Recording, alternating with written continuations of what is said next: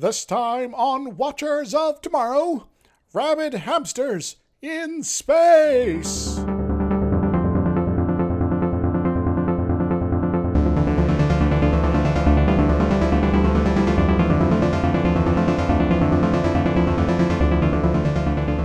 Hello everyone, welcome to Watchers of Tomorrow, the sci-fi review and critique show. This is the last remaining corner of a once great interstellar empire. My name is Gavin. I'm joined as always by my friend and co-host Dr. Izix. Hi. And this week, they've been hinted, they've been foreshadowed, they've been set up. Now we finally get to see the big bad of Star Trek The Next Generation. Yes, the terror from beyond the deepest recesses of the galaxy, now finally seen for the first time. Our original series had the Klingons, the iconic, mostly reoccurring alien species that was their main antagonist, and then was added to with the Romulans and other things. And they needed a main antagonist for Next Generation, and they even had it planned. They mentioned them in the first episode. It's like there's continuity. Weird. Yeah. It is weird that they seemed to plan this out. Why did they plan this? Of all the things to plan. I think Gene Roddenberry. He wanted there to be a big bad, and there people were like, okay, that makes sense, all right. And we wanted this big bad to be the worst thing ever. Oh, okay, so some sort of murderous faction. It's like, no, worse. They're going to be capitalists. Yeah, that's pretty bad. Pretty bad. Well, this is kind of the same thing, though, right? but not capitalists. No, in any particular sense of the word. Yeah, it's a weird sort of joke version of capitalism, really. Though that mostly becomes later. This episode, though, sort of pirates. Yeah, it's kind of pirates, sort of. But not really. Which is kind of funny, since wasn't one of the things Gene wanted to avoid was like space pirates and stuff. Mm-hmm. So yeah, and then he put space pirates in. All right, enough beating around the Ferengi. Yes, the Ferengi. We've hit the last outpost, which is the first appearance of the Ferengi, who become one of the iconic alien species of this era of Star Trek. So indeed, they do that, but not at all in this form. True. They change quite a bit, though. I guess in some ways, their one appearance in Star Trek Enterprise does kind of harken back to this more rogue pirate sort of stuff that they're kind of pulling here. Yeah, because they try to kind of retcon that they did have like a cultural shift or some such happen. Or that there's weird little bands of Ferengi around. I don't know. I mean, the whole thing's stupid. The whole thing is just stupid. It's not well thought out, but apparently their sex stuff was well designed by Gene Roddenberry. Yeah. Yep. Yeah. I mean, they have an iconic look. You can give it that. They've got really good makeup. Mm-hmm. Like really iconic Michael Westmore makeup. Big ears. And apparently originally created by Andrew Probert, actually. I should not credit modifications by Westmore because he was the main makeup designer for the series, but should not credit him with the original design, apparently. Yes. So I apologize for that. Okay. Ferengis. Oof. Ferengi. Yeah. They now exist in Star Trek. We did a horrible episode last time. This is a medium episode. There's a not bad episode coming up. Mm-hmm. You know, so we have that but right now, right now we got to deal with the Ferengi and the last outpost, which weird. Yes. So let's just get on with it, eh? So who do we have today? All right. So this story was written by Richard Kurzman, I think. Bad pronunciation. It looks Polish or some such, that kind of name, so I'm not going to be able to pronounce it well. It's got a Z in the middle of it. Kazamian? Yeah. Maybe. I'm sorry. Kazamian? This is his only Star Trek credit. He wrote for other things like The Twilight Zones and the War of the Worlds TV show, which I was not aware of, but sounds weird. Yes, Dust to Dust. So he did the original story, and then it was written for TV by Herbert Wright, who did several Next Generation episodes, including some other Ferengi appearances. People have dubbed him the father of the Ferengi because he kind of wrote a lot of the early Ferengi episodes. Yes, he left after the first season because of ill treatment of the writers by Gene Roddenberry's attorney, which is a common thread throughout the first couple of seasons of the show, unfortunately. Yeah, they just churned through people so quickly. It was ridiculous. They really did. I think we covered some of that in our initial setup episode, so I'm not going to go too much more into it. We have a lot of guest stars because it's sort of an ensemble thing happening this week. Yeah, so the Enterprise crew is meeting a crew of another space vessel, so they have a bunch of random people there. Yep. So Mike Gomez plays Damon Tarr. He started acting in the 80s in a thing called Getting Wasted, then did several TV show appearances on like T.G. Hooker, Hill Street Blues. He was in The Big Lebowski and things like that. Yes. Also in something called Hunter.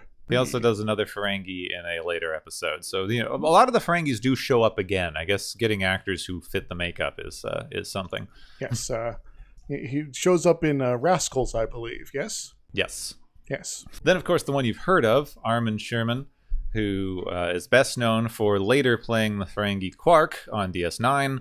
But before this, he was in just all the things. He was the principal in Buffy for a season. He was an alien in Stargate SG-1. He was in Charmed. He was in Seinfeld. He's just been everywhere. Yes. Beauty and the Beast, The Paper Chase. Woman at West Point was apparently his first thing in 1979. So he's been doing a fair bit of stuff for quite a while and has kept up. So, neat. He plays Letek. I didn't mention because none of the Ferengis use their names. And it's impossible to tell them apart, if we're being honest. The makeup's very similar. Yeah, I can kind of tell Armin Shimmerman because I know his face pretty well, but the other two, this one and that one, I guess. Jake Zenzel is playing Mordock. Mordock! He was in a lot of film and TV, also in T.J. Hooker, Twilight Zone, 12th Night. He was just the weirdest Ferengi in the episode. If you watch this, just watch this for the camp factor and to observe the truly baffling acting choices that they made. I don't know if this was their decision, if it was the direction. I believe it was the direction, actually. The physical acting in this episode is baffling. Yes, I believe they were actually asked to act like that. Yeah, why? Well, I can maybe get into that a little bit later. Okay. But, so much pointing, so much random pointing at things. And hopping around and flailing and just being at weird angles with their arms, yes. You know what it reminds me of? Do you know in the Castlevania series, there's the little flea men who just jump around endlessly. They're one of the most annoying enemies. They're about 2 feet tall, and they do nothing but jump around. They remind me a lot of that. Deadly if you don't pay attention to them, but otherwise, just a minor menace. Okay, also we have Tracy Walker, who played Chiron. I don't remember if they said his name. Anyway, he's pretty well known for playing sidekicks in different things. He was a gangster thug in Batman. He played Cookie in City Slickers. He played a random side character in Conan the Destroyer. And he also had a lot of film and TV roles from the 70s until now. Most of these people are still working. Yes, he was also in Independence Day and Fist of the North Star. This is not important. And finally, Daryl Heinrich, possibly. He played Portal. It's a weird character who shows up for a minute in this. He will also be a Romulan ambassador later on in Undiscovered Country, which is later than this because our timeline is really messed up. Yeah, he was both in the past of the show, but in the future of reality, a Romulan. Oh gosh, we're breaking the timeline again, Gepwin. Yeah, because this episode came out in 1987, which means it came out before Undiscovered Country because we had some crossover, but we were not doing these things chronologically. That's just going to get weird. Yep. Sorry, we're going to stop Star Trek Next Generation to cover the Undiscovered Country again. And then we're going to do one episode of Next Gen and an episode of DS9 and then an episode of Voyager. Just back and forth forever. Yeah, that would only make sense if we were doing the last 2 seasons of Stargate. Kind of, yeah. There was a lot of Anyway, linkage. A lot of crossover between Stargate and Atlantis. But anyway, yes. So Portal will play Romulan Ambassador / we have seen him already as Romulan Ambassador in Undiscovered Country. Varied career, lots of film roles. Was in Citizen, The Right Stuff, and my personal go-to childhood favorite movie, The Rocketeer. Oh yeah, that was a great movie. Who did he play in that, actually? I didn't look that up. I'm just indulging myself, so, who did he play in The Rocketeer? Stand-up comedian. Yes, who did he play in The Rocketeer? Yes, I want you to search for The Rocketeer. It's the whole reason I'm trying to find... G-Man. Oh, he was just one of the random government agents. Well, at least he wasn't a Nazi, so, Yeah, that's something. Side characters in that movie are either feds, gangsters, or Nazis. Pick your poison, I guess. Guess a couple of actors. But anyway, one day we'll cover Rocketeer. It's like old school science fiction. Indeed. When sci-fi meant we found a cool doodah. Yeah, and then let's see what happens, and we'll go on an adventure. I guess technically it would be classified as diesel punk fiction, but you can get into endless arguments whether steampunk, diesel punk, and other things count as sci-fi. But if ray punk is sci-fi, then I don't see why not. Yeah, I'd say diesel punk counts. Also, there's also things like tape punk, where it's like sort of the late 70s, and you have the big reels with the tape thing, reels on there, and you have like robots as well, and it's cool. Yeah, sort of like Aliens. Yes. Anyway, retro future stuff is some of my favorite, just generally. Okay, that's all the actors. Anyway, I'm just randomly I have no idea where we're gonna get with this episode. It's so bafflingly weird. I got a few ideas, but I guess we'll maybe sort of have to roll into it and see how things shake out. So, the Enterprise is in pursuit of a Ferengi vessel that took a power converter from an unmanned Federation outpost. Could have gone to Tashi Station. I was going to say. They just should have gone to Tashi Station, use some of their gold-pressed latinum to buy a power converter. Don't have to go steal it, guys. Come on. This is the first chance the Federation has to encounter, talk to, learn about the mysterious Ferengi Alliance. So why are they so mysterious? Because we just haven't seen them. Yes. We haven't talked to them. They refuse to communicate, basically. Yes, the Ferengi ship heads into a nearby star system with several unexplored planets. When passing over one of the planets, the Ferengi have a power surge and drop out of warp. The Enterprise stops as well. They are fired on by some sort of electromagnetic energy weapon thingy that drains their shields and batteries. The ship is also just dragged forward towards the Ferengi ship. So this is some cool, oh my god, the Ferengi have super-powered technology. This is basically the things that the Klingons had in that one animated series episode that just drains all the ship's power.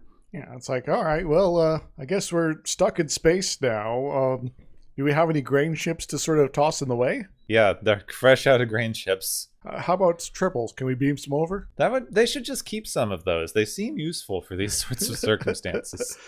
Yeah, just call the ones you don't need and keep a couple just on hand, Maybe cryogenically frozen. So Enterprise is rapidly losing power. They don't know anything about the Ferengi. They have apparently been compared to Yankee traders who were American drug smugglers during the 1700s and 1800s. Mm-hmm. That's a weirdly specific analogy. Yes. And they didn't smuggle just drugs, but a lot of smuggling involved all the same. Yeah, lots of smuggling. See, I had to look this up, and I went to school in Boston for a couple of years, and they love nothing better than teaching you all the details of that era of American colonialization. So if I had to look it up, it's a weirdly specific analogy. Yes, it kind of feels like it might be one that they didn't understand, or maybe Gene Roddenberry specifically didn't understand properly, but maybe he did. It's just a little baffling, but yeah, it does kind of beg the question then, if they're some sort of traders, illegal or otherwise, why are they just now meeting them? Shouldn't they, as a traded? As a major power in this part of space, the Federation would be, someone to maybe try to sell things to. Yeah. One thing that I do like that they stopped doing later, I didn't notice it until I was rewatching this to write the thing. They're Yankee traders, and they go, oh, what the heck is a Yankee trader? And Riker goes, oh, from my ancestors, meaning the American on the ship. Yes. They're decentering America to the point that he has to explain American history. Yes. Which is an interesting idea if you are trying to depict true multiculturalism. It's like, oh yeah, I'm from the one weird part of the Earth, the Americas, where no one else on the ship is from, at least present here. So how's everyone in? Okay, Worf. Picard, you're from France. How things like in France right now? Well, Worf's Russian. We just don't know that yet. Yes. So LaForge is still not working in engineering, but he does come up with a engineering plan to escape this thing. He basically wants to get into the ship into reverse, then immediately jump to high warp in order to escape their doodah. Riker likens it to Sun Tzu, because that seems to be the theme of the episode. It's a bit of a stretch about knowing when and when not to fight battles. Yes, Sun Tzu is all about here's a bunch of rules for general strategy, including don't be foolish. If you're going to lose, maybe sometimes it's better not to fight that battle. So other times, I guess if you need to get out of somewhere quickly, go very fast. Now, this doesn't actually work, and underlines the hopelessness of their situation. After the Ferengi refuse to reply to Picard's demands of them, the only option they have is to basically surrender. Yeah, so Picard, get on the speech there. Try to make sure that you can keep all your internal organs. So Picard contacts the Ferengi to discuss terms of surrender, and the Ferengi reply that they would rather die than surrender unconditionally, because apparently they're in the same mess that the Enterprise is. So that we're not under your spell here, huh? Mm-hmm. Well, this is awkward. Good thing Picard kind of did say things clearly. Yeah. Picard takes advantage of this situation and demands visual communication so that they can get a look at these mysterious Ferengi. Mm-hmm. Damon Tar, the Ferengi commander, offers to return the stolen device and kill his 2 second officers, as is custom for Ferengi surrenders. Yes, and also, he pops up on screen. He's huge! Like, his face fills the entire screen, and it's like They do this sometimes. Yeah, is he a giant floating head? What's going on here? So one thing that a lot of people have pointed out is in the shot counter shot stuff that they do, they actually spend a lot of time setting this up for some reason. The view screen is not actually a flat screen like a TV or monitor. It is a holographic projection, because when they show a side view of the characters talking, you see the side of the guy's face on the view screen. So it's a 3D model. Mm-hmm. So every time they talk to someone, even someone who's better in frame than this, because they still blow up the image, you have a 7 to 8 foot tall head just floating in front of you. This is by far the most terrifying way to communicate humans have ever invented. But, sometimes if you want to, I guess, test your fear response, it's a great thing, maybe. You think they'd want to put some kind of filter or something on this? Because most of the time they're showing a planet. It must feel like you are about to step into empty space most of the time. I don't imagine anyone on this ship cannot get vertigo going near this thing. Maybe in the future everyone's eyes are different or something. I don't know. So Picard claims that he needs some time to think over their offer, which is going to give him time to work out what in the world to do. Because even though the Ferengi are also in the same predicament, they still don't have any power. Yes, so... we're going to run out of power here, and if we don't have power after a while, we just kind of die because, we're in space. We're in space things, and there's not much air out there. It's kind of cold sometimes, or really hot if you're in the sun. So Data puts together a report while comically getting stuck in a finger trap that was left in the conference room by some kids. Do you get it? It's underlying their predicament because they're stuck. It's almost like they flew into a bunch of asteroids that were mined with energy-sucking things that draw out the power at a rate proportional to the amount they create or something. But we'll never run into that sort of situation specifically, though, right? Also, it doesn't help them solve the problem. Not really, no. It's not like, oh, see, we can use this as an analogy, like putting too much air in a balloon and then something bad happens. But no, it's... All right, so the planet that they're orbiting is one of the last remaining parts of the long-dead Takan Empire, which made up a huge civilization of trillions before their home star went supernova. And they were even rumored to have the technology to reposition stars. So, I guess they just didn't want to move or something? Yeah, it's weird.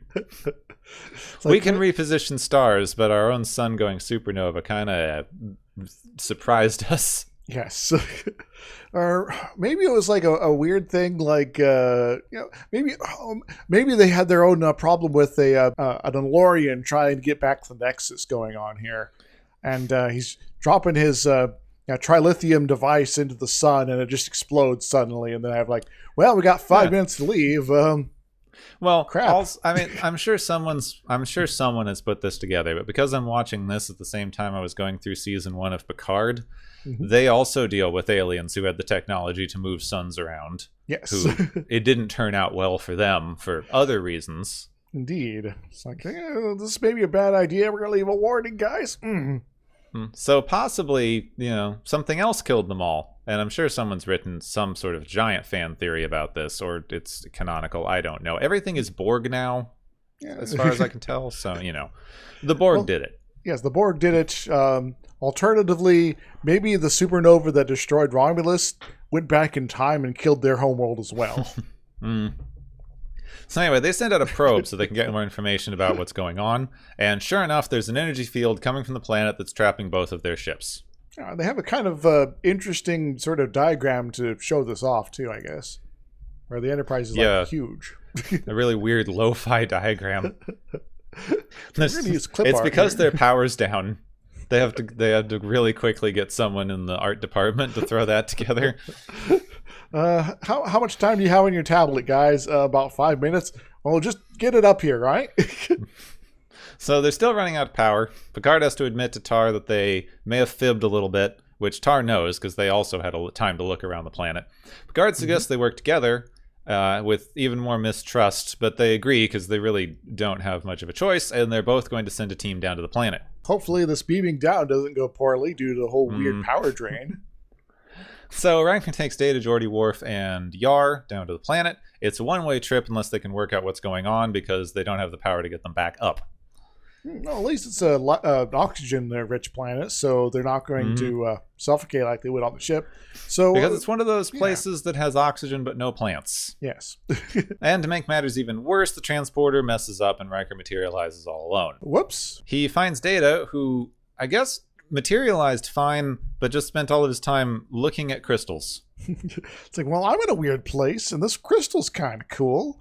Maybe it has something to do with this weird transporter effect here. Or alternatively, I could have one in my room, and that would look neat.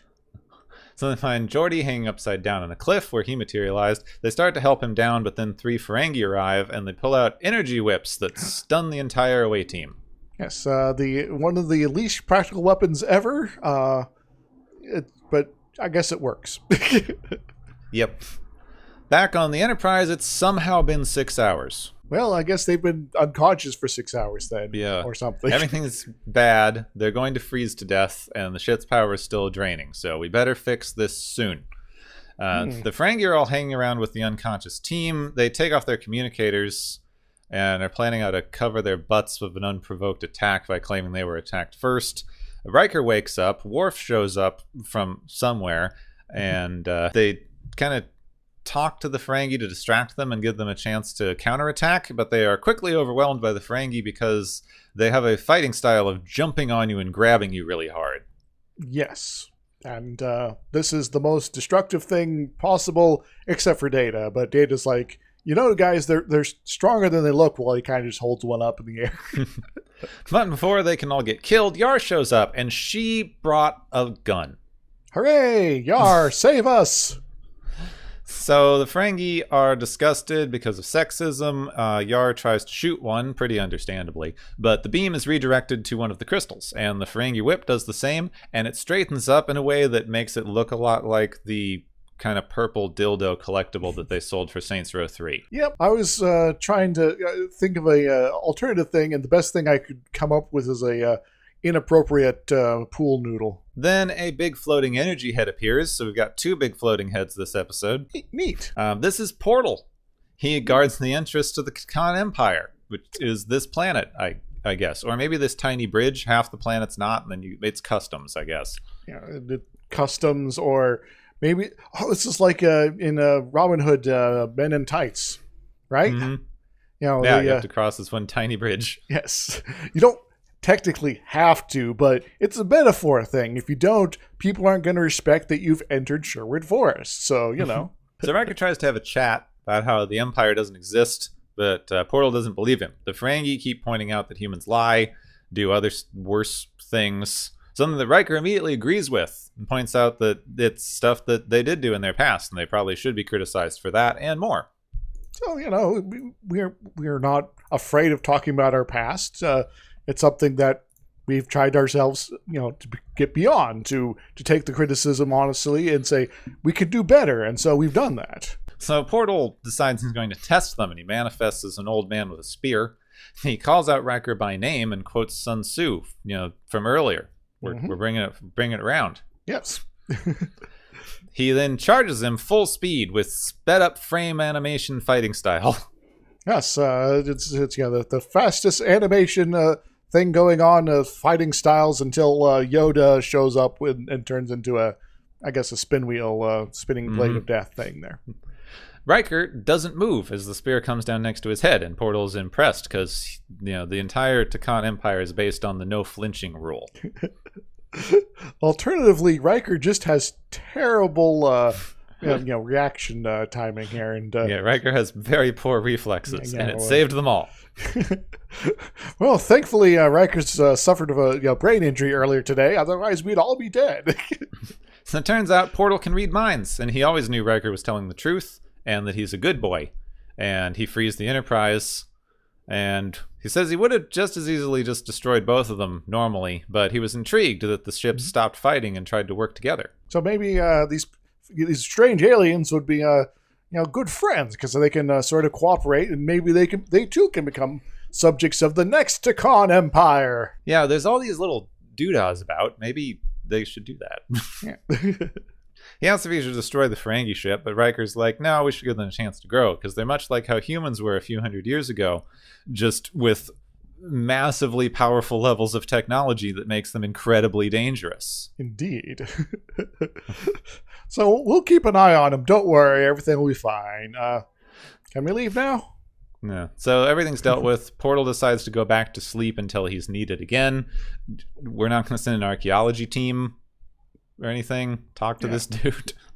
Well, it might be one of those things, if you come and bother him too much, he gets pissed off and starts moving your sons around. So both ships leave, but not before Riker sends a box of finger traps to the Ferengi ship. Well, like how they do with tribbles, but finger traps. Yes, it's technological tribbles. I guess they call them finger puzzles, but they're not. Yes, I don't know why you would call it that. Because Sun Tzu, Chinese finger puzzles, I don't know. Yeah. So, do we have any last notes here, or is that it? That's everything. That's the end of the episode. They all left. Done now. So, I will say that the first half of the episode, before they go down the planet, including, I'd say, the conversation with the Daemon, was actually pretty good in that they're building tension step by step. It seems we're under threat. No, we're not under threat by these guys. We're under threat by something else. But we need to figure out how to work with these guys. But they seem not happy to work with us, et cetera, et cetera. And, all these sort of various steps here to sort of build up the, that there is something terrible happening here. And do we have an enemy? No, we need to make friends with this potential enemy in order to solve the real problem, sort of stuff here. And there's a increasing level of fear that everything's going to be awful and everything's going to go poorly. But then it doesn't, because we land on the planet and the Ferengi are there and they're just flailing about. And you're like, really? if you can forget that you know what's going to happen, Mm-hmm. it does set up a very nice I was paying attention, and they don't foreshadow anything. It is a very much we've run into this super technologically advanced species and they have us. Mm-hmm. That's a problem. Yes. I think there's one bit where like something happens on their ship and they're like, don't get too scared, guys. And it's like, but the audience might. Dun dun dun. But yeah, once they get to the planet, I think the main problem that they wind up with the episode is something that original series did a lot, which is they introduced the all-powerful alien judge. Mm-hmm. Which we had one of those recently, didn't we? Yeah, we had one of those recently, but he was kind of more of a driving force to the narrative. He was putting things in motion to Yes. I'm going to test you. That's why you have to do all these silly things. Mm-hmm. This is more like what we got with like the Gorn episode. Yes. Where the aliens are judging humans, like they're looking at humans and like, we're just going to kill both of you. And then the human does something unexpectedly nice. And they're like, oh, I guess you really are the best species. Good job. Yeah, well okay. Maybe we don't have to be murder gods here today. So good job. And we'll let everyone go and stop fighting in our backyard, please. Yeah, because it's having the portal thing there is weird, and it kind of undermines the entire idea. Like setting up the beginning of maybe we are really outmatched by these guys, and setting up some actual tension for the people who are supposed to be, your main antagonists for the series. Mm-hmm. Then later having to grudgingly work together with these people who have massive cultural differences and no trust with, and then having to mutually solve your situation even though you don't trust each other. That would have been a much better setup for a main antagonist, because you have a complicated thing. It would have been a lot more like the Enemy Mine sort of episode that they did later on with Geordi and the Romulans. Yes. We have no reason to cooperate other than survival, and we have many reasons not to think this is going to work out because of our base distrust levels. But it still demonstrates that we can if we need to, because at the end of the day, survival is more important than our weird political differences. Yes. But introducing this other thing where this just lets the Ferengi be an unambiguously bad, but also weirdly inept enemy. Yes. Which basically ruins them from the start. So I guess maybe one thing to sort of do then is to maybe do a what if of how to make an episode like this where you introduce, a would-be big antagonist to a series. How do we do it different but still keep some of the same elements? So speculation time, if you'll indulge me for a few moments, Geplin. Mm. So what if that when Picard offers like maybe we can both send down teams, and the Ferengi actually refuse, and so like, well, if they're not going to help, we could still go down. They don't seem to be objecting to us doing that. And they go down and they start exploring, and they discover the weirdness with the crystals there, and they're about to sort of it's like, well, maybe we break the crystals or something like that, and maybe at that point have the Ferengi vessel suddenly start firing on the planet. Like, wait a moment, they were as held up as the Enterprise was. They've managed to undo that somehow, at least a little bit. And the weapons fire damages some of the crystals, and let's say that's what wakes up Portal at that point. And Portal's like, "Why are you damaging my stuff?" And it's not so much a testing of their their philosophy or metal or peacefulness or anything like that. It's more of a, I was sleeping, I want to sleep, but you're damaging my stuff. I now have to do something about this. On the planet, Riker and company are being forced to sort of have to defend these other guys that they don't have a reason to, defend at all. But because they're Federation good guys, they're like, they're scared just like us. We're in the situation. We got trapped in the field around this planet. They're doing what they can to try to, according to what they understand, to get out of it. And then Portal's like, well, I still don't like that. What do you suppose we should do? Should I just destroy them? And Riker will be like, no, we have our differences, but it's not, this is sort of we're just trying our best here sort of situation, and sort of tries to and has to find himself talking down this strange alien being to keep them from just unilaterally destroying the Ferengi, in the hopes that these Ferengi will, go back to their people and be all like, these Federation guys are a little weird, but they're okay, because Portal would then talk to them after they turn off the field or something like that. Be like, you guys are only really alive because these Federation guys said you're cool, and so there's still a lot of distrust, and also a demonstration that the Ferengi are technologically perhaps even superior in some ways because they were able to thwart the field a certain amount. And so you get to sort of situation where there's still a lot of distrust, but maybe a sliver of at least they understand what the general character of the Federation is to bring home to their people. And if that's going to turn out for good or ill, that we'll find out in a later episode, perhaps. Perhaps they'll someone will be like, I respect you for what you did, but if I was in the same position, I would have, just said, oh yeah, kill this Federation guy, it's fine. See, that would get a good setup for the Federation side, and I agree with that. I think that we should look at a way to set up what the Ferengi were supposed to be as an antagonist if we glance at another sci-fi series and also another character that involves Chief O'Brien, who we haven't gotten to talk about a lot in this. But I brought it up earlier. Chief who? We'll, you mean that? We'll say I planned. that Random transporter dude. Yeah. We'll say I planned it because I talked about Stargate earlier. But in Stargate Atlantis, they introduce another human species called the Janai, who, in the world of Stargate, they're not at all similar to the Ferengi, but the narrative intention of them in the Stargate world is exactly the same as what we were supposed to be expecting from the Ferengi in the Star Trek world, which is they are the dark mirror of our main antagonists. They're the dark mirror of our main protagonists. Yeah, because the original intention of the original intention of the Ferengi was to be basically modern humans in space.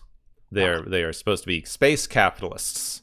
They're supposed to be the modern United States as of circa 1980, but upgraded to a Federation level of technology, which is an interesting idea because the entire thesis of Star Trek, at least in the early days, was humanity can and will improve upon itself to deal with all of the problems that we have now. So Indeed. The Federation is humanity as it can be if technology keeps up with our drive to better ourselves and the world around us. As I've heard some people describe it as like technology keeping up with human empathy. And the Ferengi are supposed to be, what if not? What if humans, what if a human-like culture from the 1980s, when we were entering very aggressive market-based bubble capitalism, became that level of technology? Like, what would that look like? How would it differ? It's supposed to show us the juxtaposition. This is what we are now, and this is what we could be. Yes. So now when set up a good contrast here in order to, encourage the Federation sort of outlook going forward. So I'm going to do a very brief synopsis of some Stargate stuff to explain my analogy, but I'll try to be succinct here. So the Wraith, right? Yeah, well, the basic thing you need to know is in Stargate, the U.S. military is unambiguously good. There are a lot of criticisms to be had of the way that shows like Stargate use this, But if we're taking the universe at face value, the U.S. military is unambiguously good. They do use force only in justifiable ways, only to defend the innocent or themselves, only against greater powers, and always proportional and always with a mind to eliminating as much collateral damage as humanly possible. Indeed, and basically anyone who doesn't fit that mold that is nominally on the Earth's side is either, a corrupt outside organization or a puppet of the same. Yes. Now, when we introduce the Janai, they have a very similar level of technology to modern humans. They're slightly behind, they haven't invented nuclear power, and in the world of the show, they don't have access to the future technology that Earth has been using for years because of the Stargate adventures.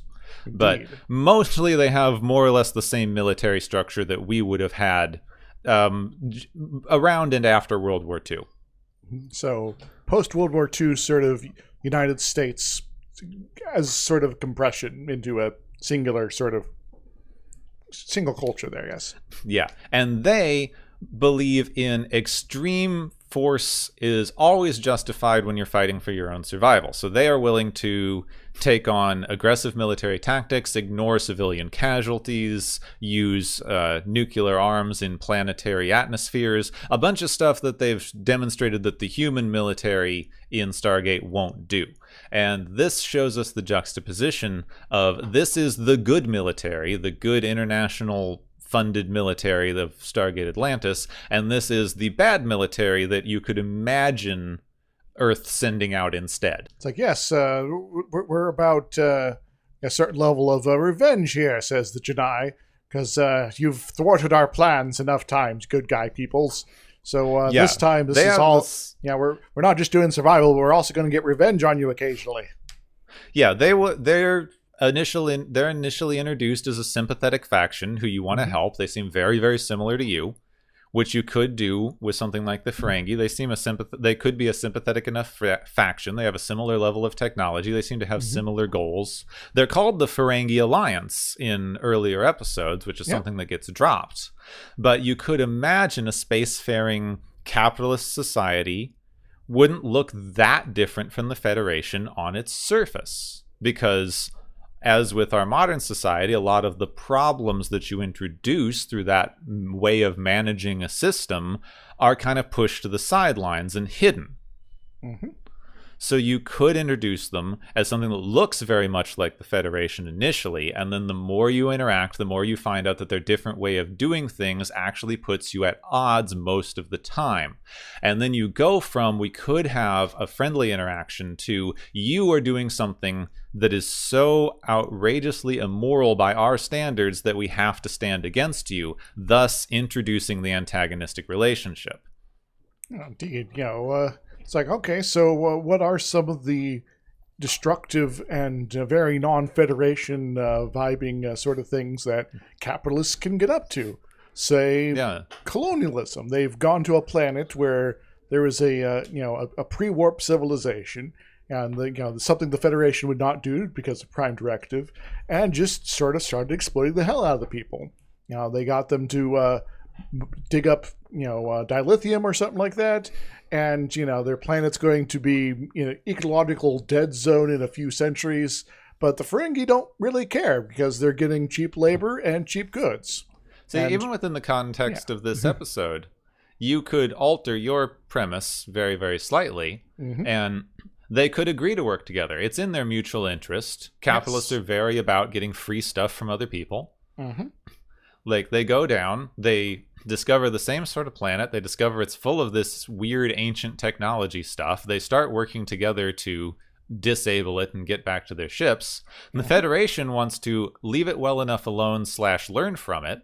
The Ferengi start trying to harvest it in order to better their own technology and sell it, which ticks off Portal. So instead of it turning into a firefight that starts destroying his stuff, they start stealing things. Bingo. And I believe there's something sort of like that in Star Trek Prodigy.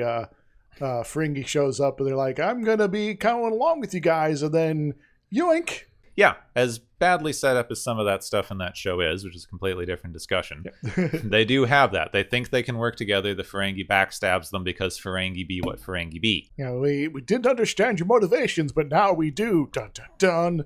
And going forward, we're going to have to lay down some ground rules. Please don't steal stuff when we're involved. Yeah. Yeah. But you could set up an antagonistic relationship that way, because now, by solving the portal problem, which I would imagine would involve possibly getting back the stolen stuff or preventing them from stealing the stuff, or siding with Portal to convince them to free everyone, so they recognize they shouldn't get into a firefight right then because they're convincing the Portal to free everyone. Mm-hmm. But now they've just cost the Ferengi a great deal of money. Yes, and now the Ferengi might... it's like, well, our normal sort of economic engines won't be able to disrupt their internal what economy exists or something like that at the Federation, because it's not really well defined, so we're incompatible on that. But maybe we could still use our economic might to box them in somehow, and so maybe they start wheeling and dealing and start hearing words about yes, the Ferengi have made friends with these one guys, these new Cardassians we're introducing here, and apparently they're helping fund their border raids or something like that. And you could even they never get into it, which I feel like is a kind of a shame, given the narrative possibilities that you could have with something like this. But if you look at the Ferengi as the space capitalism and the Federation as unnamed space socialism, because that would be scary. Yes. Running a spaceship like that would be unbelievably prohibitively expensive. A bit, yeah. I mean, even given their advanced technology that's obviously made it a lot cheaper, anytime you introduce the Ferengi into a situation, they would need to be able to make enough profit to justify the fact that they have brought their ship somewhere. Yes. That would constantly be a reason that they would be at odds with anything that the Federation is doing in the area, because most stuff that the Federation is doing is antithetical to making money. We're technically trading, but that's because someone on Vulcan needs this material, and these people on this one planet have it, so they're giving it over. So that's why we're flying the transport. Why are and you run into some interesting moral questions that you could explore as a post-scarcity society interacting with a still capitalist society. Because yes, the thing you're doing is going to unambiguously help this planet and be good for everyone. But because the Ferengi have chosen to operate under a certain set of rules, the thing you're doing is actually going to cause tangible harm to them. Mm-hmm. It is tangible harm that is self-inflicted because they refuse to let go of these archaic ideas by your standards, but it is still causing them tangible harm. Yes. We've lost an opportunity. We were going to be the cargo runners here, but so now there's no point for us to even have this giant spaceship with death beams and a cargo bay, that can fit a planet in it. Yeah, now we lost all this fuel to get out here and all this other stuff, and we're going to have to, not be able to feed our crew for the next week or some such. Yeah, well, you Federation types, can we sell you our crew now? Will that work, maybe? You need some workers? See, there's a lot of really interesting things that you could do if you wanted to lean into this idea. I feel like the main problem that you hit, which is a problem that you hit throughout Next Generation, it's a lot more noticeable in the first few seasons, but it's still something that you hit throughout all of Next Generation because it is a TV show being made in the 80s and 90s. Yes. Which is, we are not going to critique capitalism in this show. It's just not going to happen. Introducing a species whose entire point is supposed to be a critique of modern 80s capitalism in an era in which you are just not going to have a critique of 80s style capitalism was a monumentally stupid idea. Yes. We want to do a thing, but we can't. So what are we going to do instead? Crickets. Yeah. Why have a species that's a critique of modern capitalism in an era in which you are not allowed to critique capitalism? Mm-hmm. you know, if you wanted to make them sort of a lingering, quiet menace throughout the series, you might be able to pull it off on the sly, but as a in-your-face, we're going to be a big problem here sort of threat, no, it's not going to fly under Reagan's America. Sorry. Yes. So, overall, that's the problem with the Ferengi. That's why this episode is not particularly workable. Yes. So as I said, it has some good tension for the first half, but after that, when it actually needs to, say things, yeah. I guess it teaches people that Sun Tzu exists. Yeah. Vaguely. I did find this quote you were talking about where the director told them to jump around like gerbils. Yeah. Oh, they're gerbils, not hamsters. I used to have pet gerbils. They do not do this. Well, maybe you didn't give enough caffeine to them, It's over-caffeinated gerbils. So, we should probably at least mention a little bit about Sun Tzu. It's a sort of a Chinese general. It was like 500 something BC was about when he was around. He wrote this book of some sort, a thing called The Art of War, which is what is sort of his most famous sort of work.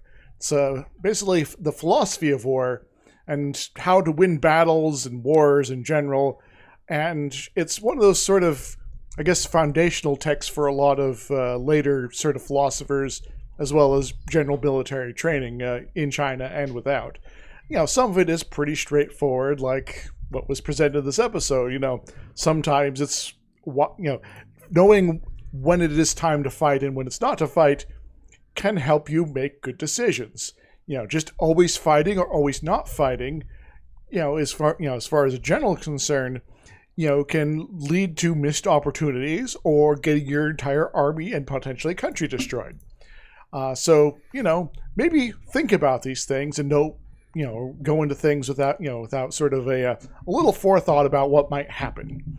And so a lot of the, I guess, general advice there is sort of pretty simple on that sort of front, but it does get a little bit more involved in other bits. So I've only read excerpts, though, so I can't say for sure about the entirety of it. So I don't know a massive amount about this period of Chinese history, but it is an interesting case in some of these things, because a lot of Sun Tzu's writings, as I understand it, is a lot of rules for living, a lot of things about knowing your own strengths and weaknesses, knowing whether or not you should fight, which is a very it's a very through line. I'm going to give a very brief overview because I did not prepare enough to speak on someone else's culture.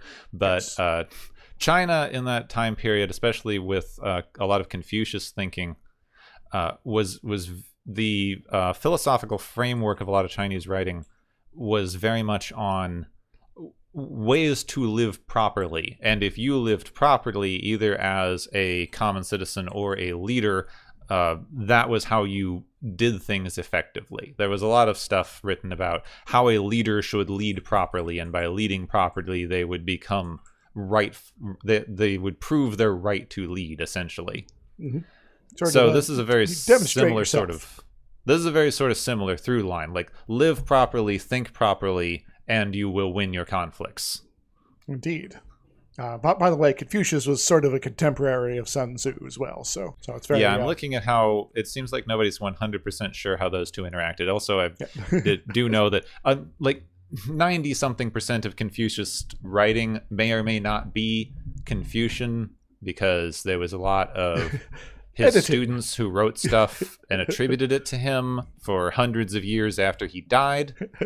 So it's very confused. This good idea was totally his idea, and I'm just not pulling it out right now out of my ass because it makes sense and no one's going to pay attention to it otherwise, Yeah, history from that era is very iffy, hard to get a through line on. Indeed. And this is not just China, but basically anywhere in the world, really. Yeah, everywhere. Anything that happened more than about 1,000 years ago, we have no clue. Well, heck, I'd say even yesterday. Yeah, that too. Yeah, go get your stuff sorted out, and you'll be able to be a good general, a good leader, a good peasant, a good merchant, whatever, you know. Speaking of Yankees and trading, Yes. Commodore Perry. Did they mention Commodore Perry? I don't No, remember. but Commodore Perry. Yankee traders did get me thinking about him. Okay. So, real short on him. 1852, he shows up in Japan. He's like, "Hey, you wanna?" Or it was about 83, I think, maybe, or 1853, I think. Because he met with the Tokugawa shogunate, and was basically like, "Hey, you wanna trade with us, right?" And they're like, "We got a big ship here. You want to trade with us?" And so, like, all right, let's maybe sign a peace treaty so we don't have problems. Yeah. And then Perry went home and was declared a hero. Yeah. See, you could do stuff like that too. That could be a very good way to handle the Ferengi. Mm-hmm. And it's one of those things that's like, why? That kind of makes sense for like a first or second contact situations. Like, you go to a planet that's been met by the Ferengi, who are basically, you're going to trade with us, or else. and they're like, the Ferengi have now left, and Enterprise shows up. And it's like, do you want us to help out? Do you want us to follow them? Do you want to help you get ready for the trading? What is it, guys? And maybe it's a bit of discussion about how the interaction went and all that sort of stuff, and some of these historical parallels. But instead we got the Lost Outpost. Yep. Which ruined the Ferengi until DS9, which turned them into weird comedy side characters, which was better, but still really not doing much with their writing potential. There was bits and pieces in DS9 that showed that there was more than the sort of, I guess, stereotype for them. Like that one guy who was like an eliminator. He's like, okay, so this guy seems he's an assassin, isn't he? And he is interested in profit, but it's not his number one thing. So apparently in Ferengi culture, there is those that basically just take a lot of pride in their jobs, and the profit is sort of an aspect there, yes, but it's not the totality of their existence. I'd like to know more about those sort of folks, if they're assassins or not. So, yeah, but they moved from inept villains to comedy relief. Yes. So it's not going to get a lot of interesting, deep explorations. Alas, maybe in the future. We'll see. Come on, Discovery. Let's have some Ferengis talk. We didn't get as depressing as normal, but Sun Tzu would say you need to know when to end a podcast. And that time is not yet. No, because we have the galaxy's favorite game show! Woo-hoo!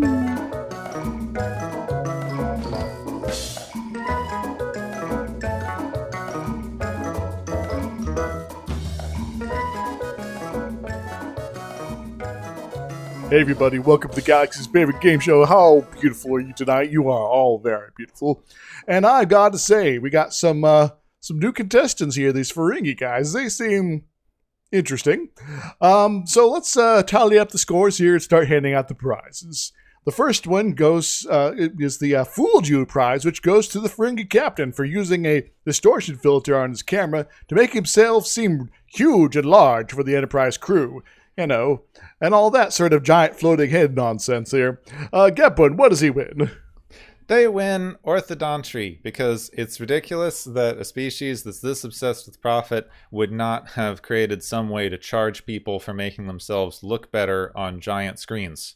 That would actually make a lot of sense, Though they do later on seem to show off that they really do enjoy like their sharp teeth sort of thing there. So maybe this is very beautiful for them.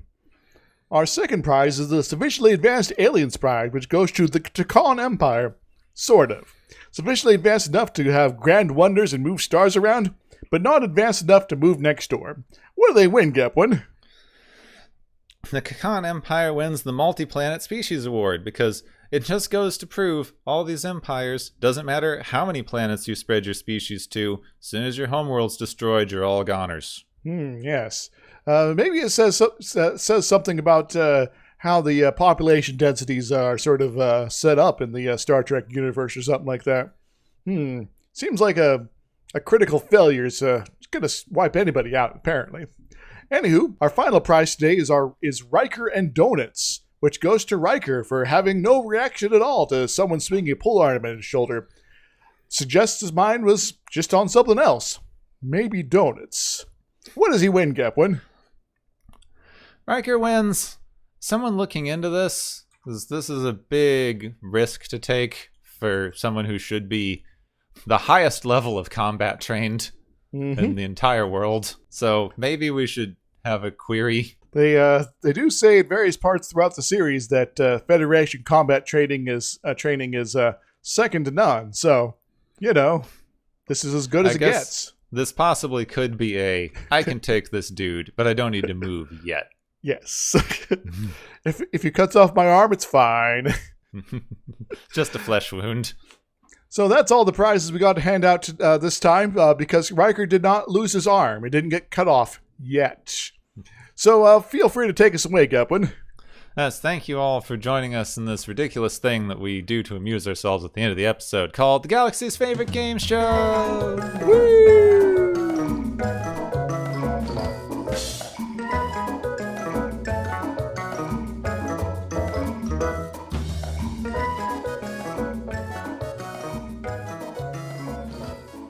All right, next week, it's the world of imagination. Imagination Land?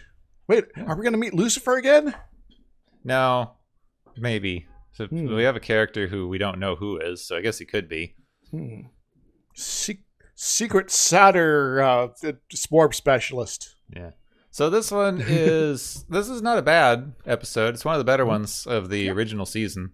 It is, though, 100% an entire episode based on setting up Wesley's super special amazing boy backstory. Yep. There's some cool stuff going on, but if you don't like Wesley being a uber kid, magical person, something plot here, this is the kind of the episode to really kind of... I mean, I do think that Wesley got a bit of a bad rap. Looking back on it, he's definitely one of the less annoying teenage boy characters from this era of television.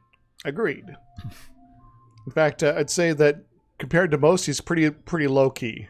Yeah, but this entire episode is a look how special Wesley is. Have we told you Wesley is special? Let me spell it out for you with my dying breath. We're going to break the space-time continuum and go beyond all things and reason here, man. And he's going to take us there. He's going to bring us home. Mm-hmm. So, next week, this other guy. We have the horribly named episode where no one has gone before. What about the people who live there? I don't know. Nobody lives there, apparently. Next time on Watchers of Tomorrow, believe in the heart of the warp engine.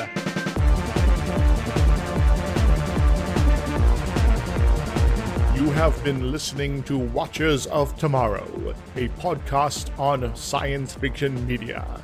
Find and follow Watchers of Tomorrow on Podbean, YouTube, Spotify, iTunes, Google Play, Stitcher, Pocket Cast, Spreader, Digital Podcast, and perhaps many more to come. If you enjoy our podcast, make sure to subscribe for more. And where possible, make sure to rate your experience or leave us a review. You may find Gepwin on youtube.com/Gepwin and Twitter @Gepwin. You may find me, Dr. Isix, on youtube.com/Dr. Isix and Twitter @IsixLP. Music is Waveform and Mori's Principle, both by DRKRN. You can also check out the Watchers of Tomorrow Discord channel. Make sure to share the experience with your friends, family, enemies, and alien overlords. If you feel you are suffering from transporter syndrome, please be aware that the next time you step off the transporter, that you, that is now, no longer exists.